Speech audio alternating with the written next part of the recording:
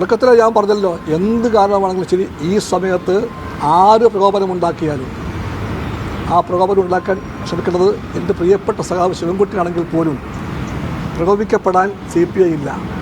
CPIക്ക് വലുത് LDF രാഷ്ട്രീയമാണ്.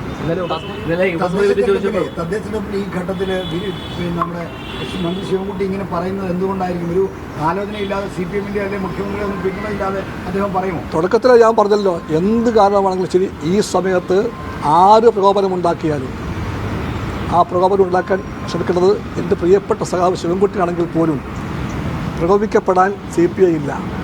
CPIക്ക് വലുത് LDF രാഷ്ട്രീയമാണ്. LDF വിജയമാണ്. ഇന്നലെ ഉപസമിതിയെ പറ്റി ചോദിച്ചപ്പോൾ താങ്കൾ അത് വളരെ ഗൗരവത്തിൽ പറഞ്ഞില്ല, മറുപടി പറഞ്ഞില്ല, നിസ്സാരവൽക്കരിച്ചു എന്നാണ് പറയുന്നത്. അത് ഉപസമിതിക്ക് ഗൗരവമുണ്ടെന്ന് എനിക്ക് ബോധ്യമുണ്ട്. ഉപസമിതി കൺവീനറായ ശിവൻകുട്ടിക്ക് ആ ബോധ്യമുണ്ടാകണം. തദ്ദേശ തെരഞ്ഞെടുപ്പ് ആയതുകൊണ്ട് കൂടുതൽ കാര്യങ്ങളൊന്നും പറയുന്നില്ല എന്നൊരു കാര്യം കൂടി മന്ത്രി പറഞ്ഞിട്ടുണ്ട്. പറയാനുണ്ടാകുമെന്ന് കൂടിയില്ല. നല്ല കാര്യം അദ്ദേഹം പറയട്ടെ. ഞങ്ങൾ communist party of India CPI LDF രാഷ്ട്രീയത്തിൻ്റെ ഐക്യത്തിനോ വിജയത്തിനോ ഭംഗമുണ്ടാക്കുന്ന ഒന്നും പറയില്ല, ഒന്നും ചെയ്യില്ല. പദ്ധതിയിൽ പിന്മാറിയിട്ടില്ല, അത് മരവിപ്പിച്ചിട്ട് മാത്രമേ ഉള്ളൂ എന്നാണ് ഇപ്പോഴും വിദ്യാഭ്യാസ മന്ത്രിയുടെ നിലപാട്. അതേപ്പറ്റി CPI പറയട്ടെ, ഞാൻ പറയുന്നില്ല.